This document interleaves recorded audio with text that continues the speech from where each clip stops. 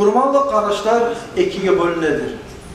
Bola soyulan kurbanlık, hani şunu aytıp Allah bize bitirirmen.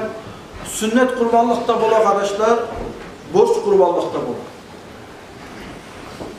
Hani borç kurbanlık ne aytsak kardeşler, borç kurbanlıkta ikiye bölünedir. Açıktan nödür etmek var bir.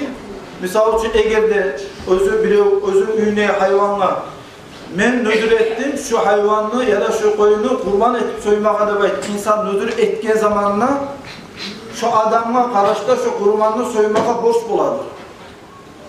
İnsan nödür etken zamanla, nödür etkince aldın şu abzarına hayvan, şunu malı, şunu mülk edilse, nödür etkenden sonra şu hayvan şunu mülkü tuğulu kardeşler, şunu ihtiyarından çıkar.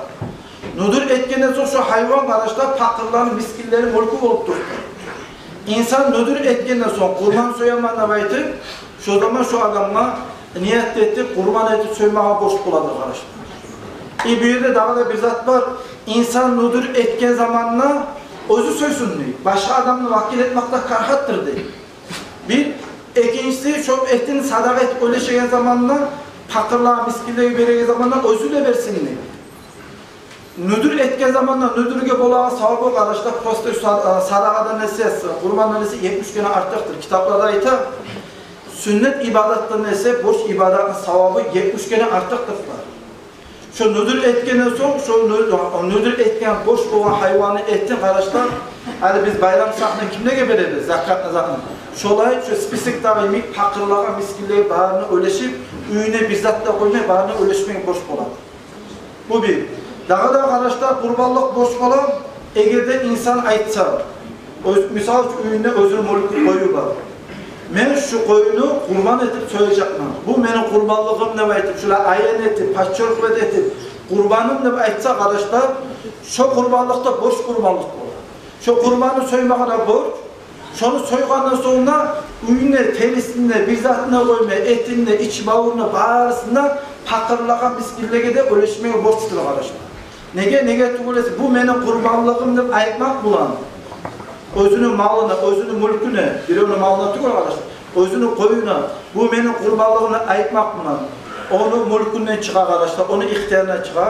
Kurbanlığı soymağa da borç bular, soygandan sonra şunu etin bağırsına, fakirliğe, miskinliğe, zakat sak veren adamlara öleşmeye borç bular. Şu ikili kayda arkadaşlar borç kurbanlıktır. Hani gene sünnet kurbanlıktır.